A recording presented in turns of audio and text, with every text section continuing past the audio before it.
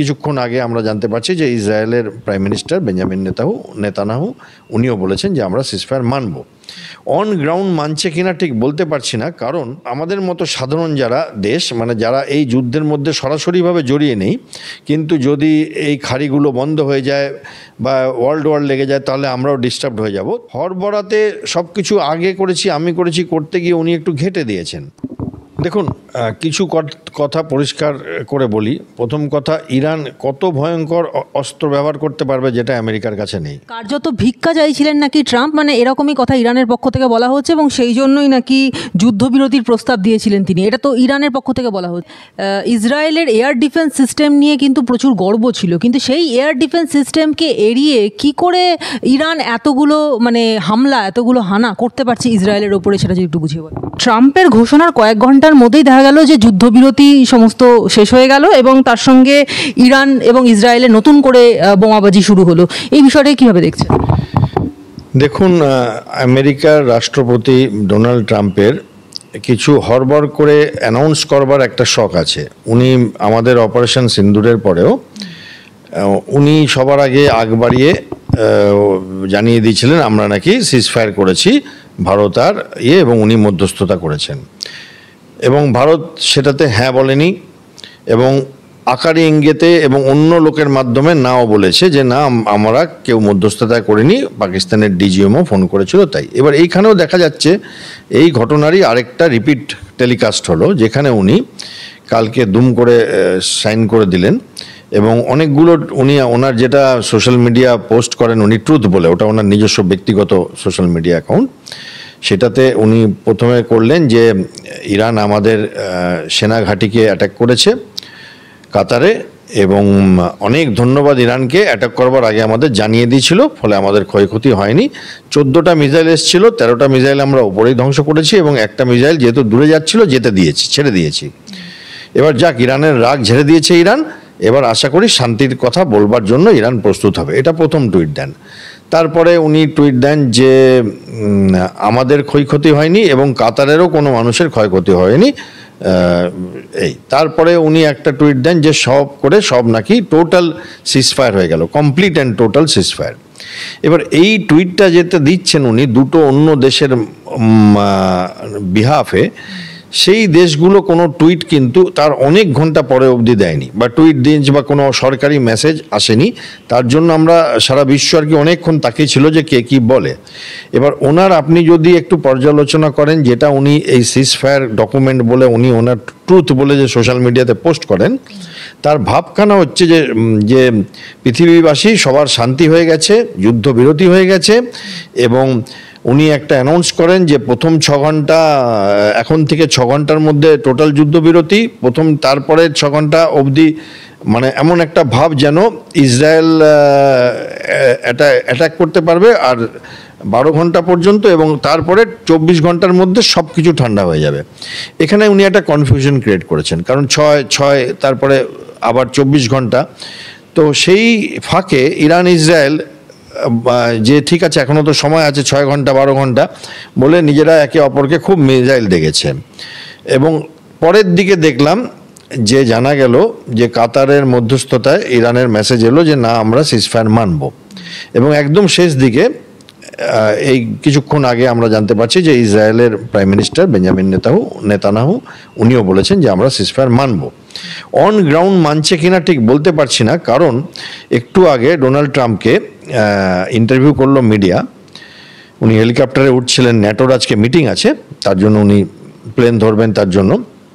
তো সেইখানে উনি বললেন আমি অত্যন্ত বিরক্ত মিডিয়ার ওপর, এবং আমি অত্যন্ত বিরক্ত ইসরায়েল আর ইরানের ওপর। বললো কার দোষ? বললো দুজনেরই দোষ, ইসরায়েলের বেশি দোষ। আমি ইসরায়েলের প্রাইম মিনিস্টারকে ফোন করেছি, বলেছি তোমরা বন্ধ করো আর গোলাগুলি চালিও না।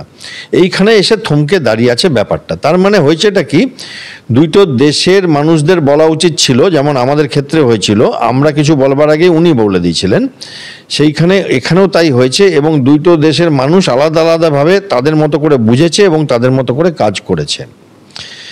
কিছুই কি হয়নি? হ্যাঁ হয়েছে। হস্তক্ষেপ করেছেন কি? হ্যাঁ হস্তক্ষেপ তো করেছেন। হস্তক্ষেপ কেন বলবো, দেখুন উনি তো বোমা ক্ষেপণ করেছেন, মানে হস্তক্ষেপের থেকে উপরে হয়েছে। উনি তো ওখানে গিয়ে বোমা ফেলেছেন ইসরায়েলের হয়ে আর কি, আমেরিকার বোম পড়েছে ওখানে ইরানে। এইবার একটা যুদ্ধবিরতি যদি হয়ে যায় তাতে এই দুটো দেশও একটু শান্তি থাকবে, আমেরিকারও একটা মনে হবে যে তারা কিছু একটা বড় কাজ করেছে, এবং আমাদের মতো সাধারণ যারা দেশ, মানে যারা এই যুদ্ধের মধ্যে সরাসরিভাবে জড়িয়ে নেই, কিন্তু যদি এই খাড়িগুলো বন্ধ হয়ে যায় বা ওয়ার্ল্ড ওয়ার লেগে যায় তাহলে আমরাও ডিস্টার্ব হয়ে যাব, তো তাদের জন্য শান্তির বার্তা হবে। যেমন আজকে এই যুদ্ধবিরতি ঘোষণার পরে আপনি হয়তো দেখেছেন শেয়ার মার্কেট একদম লাফিয়ে উঠে গেছে ভারতের এবং সারা পৃথিবীর, তো সেইটা একটা মানে ইতিবাচক দিক। কিন্তু সেইটা উনি হরবরাতে সব কিছু আগে করেছি আমি করেছি করতে গিয়ে উনি একটু ঘেঁটে দিয়েছেন। এখন উনি নিজেই বিরক্ত এবং মিডিয়াকে দোষারোপ করছিলেন, আমি দেখছিলাম নাম নিয়ে। তো সেইভাবে এই কনফিউশনটা উনি এড়াতে পারতেন। বাট আদারওয়াইজ কিছু ব্যাপার তো মানতেই হবে যে আমেরিকা সোজাসুজি ইসরায়েলের পক্ষ নিয়েছে এবং পক্ষ নিয়ে ইরানের গভীরে আঘাত করেছে। 3টে নিউক্লিয়ার সাইটে বহু দূর থেকে বোমা ফেলেছে। এটা একরকমের একটা ওয়ার্ল্ড ওয়ার লাগানোর মতোই ব্যাপার ছিল, কারণ রাশিয়া আছে, চায়না আছে, আরও পৃথিবীর অনেক দেশ আছে, তারাও এটা দেখছে। তো উনি সেই চান্সটা নিয়েছেন। তারপরে একটু ওনার ডোমেস্টিক অডিয়েন্স বলে একটা জিনিস হয়। ডোমেস্টিক অডিয়েন্স মানে আপনার দেশের লোকেরা কি চিন্তা করছে। তারা তো সবাই ইন্টারন্যাশনাল নিউজ টিউজ বোঝেও না, কিন্তু তারা যদি দেখে যে আমাদের দেশের রাষ্ট্রপতি বা আমাদের দেশের প্রধানমন্ত্রী বা আমাদের দেশের এমির বা আমাদের দেশের আয়াতুল্লাহ ঠিক পারলো না, তাদের মন খারাপ হয়। তো ডোমেস্টিক অডিয়েন্সের জন্য অনেকে অনেক কিছু বলেন, আমাদের দেশেও বলেন, বাইরেও বলে এবং সারা পৃথিবীতে। তো সেইখানে মনে হয় ইরান যেটা বলছিল তার ডোমেস্টিক অডিয়েন্সের জন্য যে আমরা বিশাল হামলা চালিয়েছি আমেরিকান বেস ইরাকে, বাট আসল কথা ইরান তো খবর দিয়েই হামলা চালিয়েছে। কালকে ওদের মিসাইল ছোড়বার আগে কাতার তার এয়ার স্পেস বন্ধ করে দিয়েছিল। তারা নিজেরা বলছে যে আমাদেরকে ফোন করে বলে দেওয়া হয়েছিল যে আমরা একটু পরে মিসাইল করবো, এবং এটা ইরান প্রথমবার করেনি, 2020 সালে করেছিল একবার। ইরাকে আমেরিকান বেস অ্যাটাক করবার আগে বলে দিয়েছিল আমরা কিন্তু অ্যাটাক করছি। তো এইটা হচ্ছে কি একটা ডোমেস্টিক অডিয়েন্সকে বলা দেখো আমরা অ্যাটাক করেছি। তারা অত জানবে না, অত ছোটোখাটি খুঁটিনাটি বুঝবে না যে আগে ফোন করে তারপরে অ্যাটাক করেছে। সেটা ট্রাম্প তো লিখে দিয়েছেন যে thank you for telling us, এরকম করে। এইবার ইসরায়েলেরও একটা ডোমেস্টিক অডিয়েন্স আছে, তারাও তাদের ট্রাম্পের, কারণ উনি এই যুদ্ধটা ঘোষণা করবার সময় যে B-2 বম্বার পাঠানোর আগে কংগ্রেসের সাথে কনসাল্ট করেননি। ওনাদের সংবিধানে আছে যে আমেরিকাকে বহির্জগতের সাথে যুদ্ধ করতে হলে তাহলে কংগ্রেসকে সামিল করতে হবে, উনি সেটা করেননি। কিন্তু কিছু মানে ফাঁকফোকর আছে, সেইগুলো ব্যবহার করেছেন। তো এমার্জেন্সি হলে নাও করতে পারেন, তো সেইভাবে করেছেন। তো ফলে সেখানেও একটা ঝামেলা পাকাচ্ছিল, তাতে ওনার দলের লোকেরাও কিছু সেনেটাররা তারা আর কি এই ঝামেলা যুক্ত ছিল। ফলে আমার মনে হয় এই সবাই নিজের নিজের ডোমেস্টিক অডিয়েন্সের কাজ করেছে, আর মাঝখান থেকে সিজফায়ারটা একটু ঘেটে গেছে। আশা রাখছি যে মনে হয় 24 ঘন্টার মধ্যে আরও ব্যাপারটা ক্লিয়ার হবে। ইরানের সর্বোচ্চ শাসক আয়াতুল্লাহ আল খামেনি তিনি কিন্তু পরিষ্কার ভাষায় জানিয়ে দিয়েছেন যে কোনোভাবেই ইরান আত্মসমর্পণ করেনি, এবং ইরানের এই মনের জোরটা কিন্তু তিনি বারবার দেখিয়ে আসছেন। এবং তাহলে সেক্ষেত্রে কি যুদ্ধের যদি পরবর্তী ধাপে এগোনো হয় তাহলে কি আরও ভয়ঙ্কর কোনো অস্ত্র ব্যবহার করা হবে? কি হতে পারে বলে মনে করছেন? দেখুন, কিছু কথা পরিষ্কার করে বলি। প্রথম কথা, ইরান কত ভয়ঙ্কর অস্ত্র ব্যবহার করতে পারবে যেটা আমেরিকার কাছে নেই। কারণ এখন যুদ্ধটা ইসরায়েল আর ইরানের না, এখন যুদ্ধটা কিন্তু আমেরিকা আর ইরানের শুরু হয়ে গেছে। ফলে কি আছে ইরানের কাছে? কোনো ম্যাজিক আছে নাকি? কিচ্ছু নেই যেটাতে উনি আমেরিকার মতো শক্তিকে পরাস্ত করতে পারবেন। আমি ইসরায়েল বা ছোটোখাটো দেশের কথা বলছি না। ফলে ওটা উনি ওনার ডোমেস্টিক অডিয়েন্সকে বলবার জন্য বলছেন, যেটা আমি একটু আগে বলছিলাম যে তার ভেতরের রাজ্যের মানুষদের জন্য বলছেন যে আমরা মানি না। বাট অফিসিয়ালি অ্যানাউন্স করা হয়েছে যে আমরা সিজফায়ার মানি, এবং অফিসিয়ালি কাতারের এমির অ্যানাউন্স করেছেন যে ইরান বলেছে আমরা সিজফায়ার লঙ্ঘন করব না। তো এইটা মানুষ করে। আমাদেরও আপনারা দেখেছেন যে মানুষ কোনো বিলের বিরোধিতা করে, আবার পরে দেখা যায় সেই লাস্ট মোমেন্টে যখন ভোটিং হচ্ছে তখন মানুষ অ্যাবস্টেন করে যায়, ভোটিং করে না বিলটার বিরুদ্ধে। তো এরকম করে তো এইটা হয়। তো উনি সেটাই করছেন, সেটাতে আমি আশ্চর্যের কিছু না। কারণ এখন যদি ইরান আমেরিকার সাথে ইসরায়েলের সাথে যুদ্ধ করছে ঠিক আছে, কিন্তু আমেরিকার সাথে যদি যুদ্ধে জয় হয় তো ইরানের পরাজয় হবে আর কি, যদি সম্মুখ যুদ্ধে জয় হয়, মানে সম্মুখ যুদ্ধ করে আর কি। ফলে আমার মনে হয় সেটা বুদ্ধিমানের কাজ, এবং আমার মনে হয় ওনারা সিজফায়ার করেছেন আর কি। বাট একটা ওই কিছু মিসাইল ছুড়লাম, আর যেহেতু উনি একটা কনফিউশন রেখেছেন 6 ঘন্টা 12 ঘন্টা 24 ঘন্টা, তো সেই কনফিউশনটা দুই পক্ষই ব্যবহার করেছেন। কার্যত ভিক্ষা চাইছিলেন নাকি ট্রাম্প, মানে এরকমই কথা ইরানের পক্ষ থেকে বলা হচ্ছে, এবং সেই জন্যই নাকি যুদ্ধবিরতির প্রস্তাব দিয়েছিলেন তিনি। এটা তো ইরানের পক্ষ থেকে বলা হচ্ছে। আপনি এক্ষুনি বললেন যে ইরানের পক্ষে আমেরিকার সঙ্গে যুদ্ধে এটা ওটা সম্ভব নয়, তাহলে সেক্ষেত্রে কি দরকার আমেরিকার ভিক্ষা চাওয়ার? দেখুন, আবার আমি বলছি, এই যে নিজের দেশের লোকেদের জন্য কিছু বাণী ছোড়েন, এটা ইরাকের ওয়ারের সময় হয়েছিল, যে যখন ইরাকের ওয়ারে আমেরিকা ঢুকে গেছে, তখন একজন ইরাকের সিনিয়র জেনারেল বলে রাখছিলেন আমরা আমেরিকাকে ধ্বংস করে দিচ্ছি, এবং পেছনে দেখাচ্ছে টিভিতে যে সাদাম হোসেনের স্ট্যাচুটাকে ভেঙে ফেলা হচ্ছে, আমেরিকান সোলজাররা ভাঙছে দাঁড়িয়ে দাঁড়িয়ে, আর ওরা বলছে আমেরিকা পরাস্ত হয়ে গেছে। এই ফাঁকা আওয়াজ মানুষ মারে যুদ্ধের সময়, এটাতে কোনো এটা কোনো পাপ না, তো মানুষের মনোবল ধরে রাখার জন্য দেশের মানুষের করে। যেমন পাকিস্তানে আপনারা দেখেছেন যে এই আমাদের অফ সিঁদুরের পরে পাকিস্তানে ওদের জেনারেলকে ফিল্ড মার্শাল বানিয়ে দেওয়া হয়েছে। কারণটা কি তো বুঝতে পারলাম না, কারণ আমরা তো গিয়ে 11টা এয়ারফিল্ডে বম্ব ফেলে এসেছি, এবং সেখানে ওদের মন্ত্রীরা বলছে, ওদের প্রধানমন্ত্রী, ওদের ডেপুটি প্রধানমন্ত্রী, তারা নিজেরা স্বীকার করছে আমাদের অবস্থা খারাপ করে দিয়েছে। ওরা গ্লোবাল টেন্ডার পাঠাচ্ছে এয়ারফিল্ড রিপেয়ার করবার, কিন্তু সেখানে ওরা প্রমোশন দিয়ে দিল। এগুলো হয়। তো আবার আমি বলছি যে আমার মনে হয় যে আয়াতুল্লাহ যিনি আছেন খামেনি, তিনি ডোমেস্টিক অডিয়েন্সের জন্য ওই কথাগুলো বলছেন যে আমেরিকা ভিক্ষা করছিল। আমেরিকা ভিক্ষা করেনি, আমেরিকা মাথার মধ্যে বোম ফেলেছে। ওনারা হয়তো তার একটা বিরুদ্ধ আচরণ করবেন কোনো একটা বছরে, কোনো একটা মাসে, কোনো একটা সময়, ওনারা হয়তো প্রতিহিংসাটা নেবেন, কিন্তু এই মুহূর্তে এটা বাস্তব যে আমেরিকা তোমাদের মাথায় বোম ফেলে বেরিয়ে চলে গেছে এবং কিছু করতে পারোনি। বাট ডোমেস্টিক অডিয়েন্সকে বলছেন ভিক্ষা করছে, সেটাতে ওনার ডোমেস্টিক অডিয়েন্স যদি একটু শান্তি পায় তো পাক না, তাতে কোনো অসুবিধা নেই। এবং ইরানের পক্ষ থেকে তো হরমুজ প্রণালী বন্ধ করে দেওয়া হলো, এতে কি ভারত কোনোভাবে ক্ষতিগ্রস্ত হবে? না, আমি তো জানি না যে ইরানের পক্ষ থেকে হরমুজ প্রণালী বন্ধ করে দেওয়া হয়েছে। আমার কাছে যে খবর আছে যে ইরান একটা অফিসিয়াল স্যাংশন নিয়েছিল হরমুজ প্রণালী বন্ধ করবার জন্য। আমার যতদূর আমার জ্ঞানগম্যি, আমি মনে হয় এই হরমুজ প্রণালী বন্ধ করবার একটা রেড ফ্ল্যাগ দেখিয়ে পৃথিবীর কাছ থেকে সাপোর্ট আদায় করা, এই যুদ্ধটাকে বন্ধ করবার একটা চালাকি ছিল। সেখানে হরমুজ প্রণালী যদি বন্ধ করে দেয়, ধরুন আমি মেনে নিলাম কথার খাতিরে বন্ধ করে দেয়, তো কাদের সব থেকে বেশি অসুবিধা হবে? ইরানের সব থেকে বড় বন্ধু চায়নার অসুবিধা হবে। চায়না ওয়ার্ল্ডের লার্জেস্ট অয়েল ইম্পোর্টার, এবং চায়নার ম্যাক্সিমাম অয়েল ইরান থেকে আসে, ওই হরমুজ প্রণালী দিয়ে আসে, যেখান থেকে কিনুক। ইন্ডিয়ার টোটাল অয়েল রিকোয়ারমেন্ট, আমি জাস্ট কথার কথা বলছি, যেহেতু ইন্ডিয়ার কথা বলছি, টোটাল অয়েল রিকোয়ারমেন্টের অ্যাপ্রক্সিমেটলি 50% 55% ওই প্রণালী দিয়ে আসে। বাকিগুলো আমরা রাশিয়ার থেকে কিনি, ইউএস থেকে কিনি, কিছু আফ্রিকান নেশন থেকে কিনি, আর কিছু আমাদের নিজের প্রোডাকশন আছে।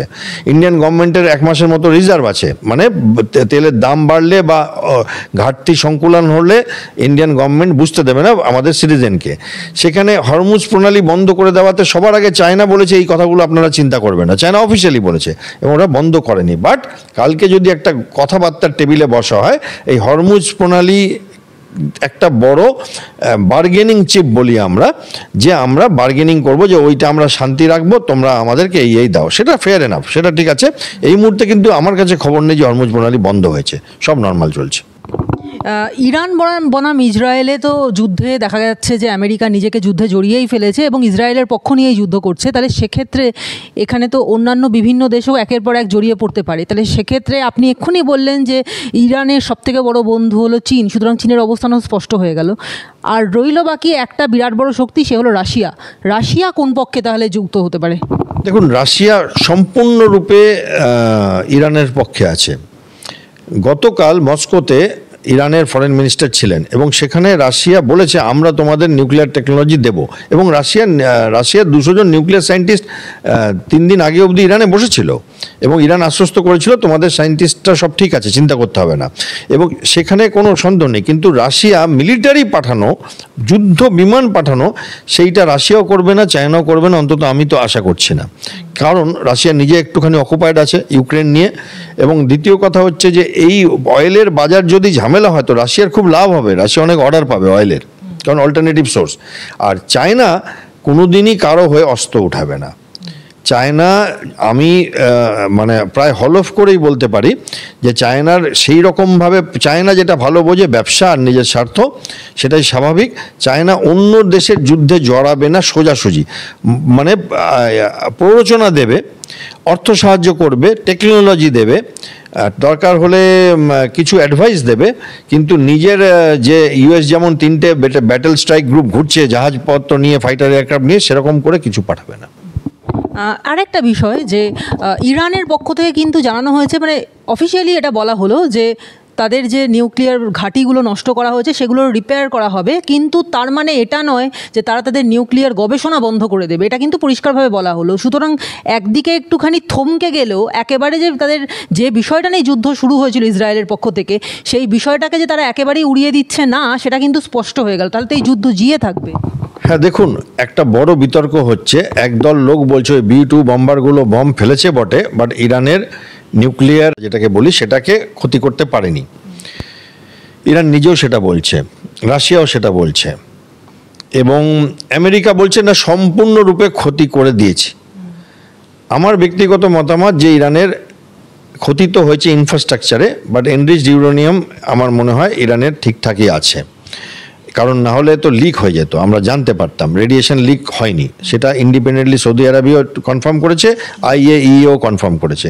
তো আমার মনে হয় যে এইরকমভাবে একটা অ্যাম্বিগুইটি আছে এই জায়গাটা, একটা সন্দেহের অবকাশ আছে যে কি ব্যাপারটা হতে পারে। দুটো জিনিস হতে পারে, যখন ওরা ওই বোমটা ফেলেছিল ওটা 180 ফুট গভীরে গিয়ে ফেটেছে শুনছি, এবং আমার মনে হয় তারও গভীরে যদি থাকতো ওদের ল্যাবরেটরি বা টেস্টিং সাইটস বা নিউক্লিয়ার রিঅ্যাক্টার্সগুলো, সেন্ট্রিফিউজগুলো, তাহলে হয়তো সেটা ছুঁতে পারেনি। আরেকটা ব্যাপার হতে পারে তার আগেই সরিয়ে দিয়েছে ম্যাটেরিয়াল, এবং কিছু ক্ষয়ক্ষতি তো হয়েছে, ল্যাবরেটরি ভেঙে গেছে, সব কিছু হয়েছে, সেগুলো করতে সময় লাগবে, বাট কোনো মানে বড় ক্ষয়ক্ষতি হয়তো হয়নি। এবং হয়তো আগে একটা জায়গা ছিল যে ইরান হয়তো 1 সপ্তাহ বা 10 দিনে বোমটা বানিয়ে ফেলতে পারবে, সেটা হয়তো 1 বছর বা 1.5 বছর লাগতে পারে। রাশিয়া কালকে বলেছে আমরা তোমাদের সব রকমভাবে নিউক্লিয়ার সাহায্য করব, নাম্বার 1। নাম্বার 2, এই ব্যাপারটা আমি আবার একটু বলবো যে ইরান শান্তিপূর্ণ নিউক্লিয়ার শক্তি ব্যবহার করতে পারবে না, এটা বলার আমেরিকাকে তো কেউ অথরিটি দেয়নি। কারণ তাহলে নর্থ কোরিয়া তো বম নিয়ে বসে আছে, কোনোদিন তো বম মারেনি নর্থ কোরিয়ার ওপরে। তো এটা কে ঠিক করবে, কে শান্তিপূর্ণ ব্যবহার করবে আর কে করবে না? কারণ আমেরিকা যদি বলে যে ইরানের সাথে টেররিস্টের যোগ আছে বলে আমরা ব্যবহার করতে দেবো না, যেটা আমেরিকা বলছে যে ইরানকে নিউক্লিয়ার পাওয়ার হতে দেবো না কারণ ওদের সাথে টেররিস্টদের যোগ, তো টেররিস্টের যোগ তো পাকিস্তানের সব থেকে বেশি আছে।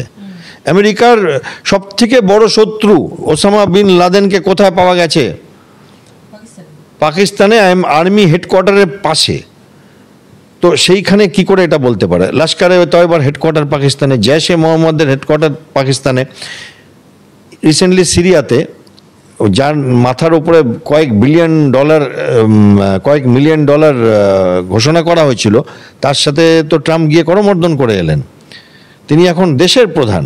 তো এই দ্বিচারিতা চলবে না, কারণ ইরানের কাছে নিউক্লিয়ার বম থাকলে, নিউক্লিয়ার বমের কথা বলছে না, নিউক্লিয়ার টেকনোলজি থাকলে তারা বম বানিয়ে ফেলবে, আর পাকিস্তানের কাছে থাকলে তারা খুব ভালো, এইটা বলার অধিকার ইউএসকে কে দিয়েছে? এটা বলা ইউনাইটেড নেশন বলতে পারে, ইউএস কেন বলছে? আমার এটা ব্যক্তিগত মতামত। এইখানে আমি সম্পূর্ণরূপে মানে বলবো যে ইরানের ব্যক্তিগত অধিকারে হস্তক্ষেপ করা হচ্ছে। একটা মানে অদ্ভুত বিষয় যে ইসরায়েলের এয়ার ডিফেন্স সিস্টেম নিয়ে কিন্তু প্রচুর গর্ব ছিল, কিন্তু সেই এয়ার ডিফেন্স সিস্টেমকে এড়িয়ে কি করে ইরান এতগুলো মানে হামলা, এতগুলো হানা করতে পারছে ইসরায়েলের ওপরে, সেটা যদি একটু বুঝিয়ে বলেন।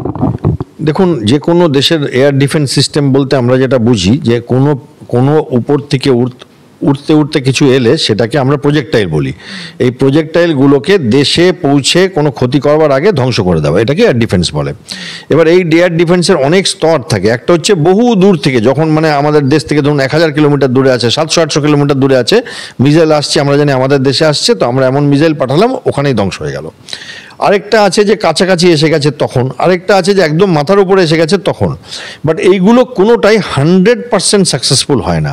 100টা মারলে 2টো ভেতরে গলে যায়, এবং সেটা যদি 2টো মাত্র গলে যায় সেটা বিরাট বড় এয়ার ডিফেন্স সিস্টেম আর কি। মানে কোনো দেশের মানে 95%-এর ওপরে যদি এয়ার ডিফেন্স হয় সেটা ফ্যান্টাস্টিক, সেখানে ইসরায়েলের এয়ার ডিফেন্স। দ্বিতীয় কথা হচ্ছে কনস্ট্যান্ট যদি এটা ব্যবহার হতে থাকে তাহলে আস্তে আস্তে একটা ক্ষমতাটাও কমতে থাকে। রাইট, কারণ আপনার মিসাইল খরচা হয়ে যাচ্ছে, ওই একই জিনিস আপনি ব্যবহার করছেন। তো ইসরায়েলের 4 রকমের ডিফেন্স আছে। একটা হচ্ছে আমেরিকার তৈরি থার্ড আর প্যাট্রিয়ট মিসাইল, এছাড়া ইসরায়েলের নিজস্ব আছে ডেভিড স্লিং অ্যারো, আর আছে আয়রন বক্স, যেটা সবাই জানে, দূর, মাঝারি এবং মাথার কাছে এসে গেলে।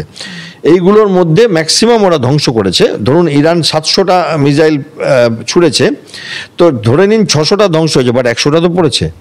তো পার্সেন্টেজ হবি দেখলে তো 85%, 90% ওরা ধ্বংস করে দিয়েছে, বাট 10%ও যদি পড়ে তো সেই 10%-এ তো তুমুল ক্ষতি হতে পারে। এবং ইসরায়েল তো অতি ছোট জায়গা, তো এয়ার ডিফেন্স কখনো 100% হয় না।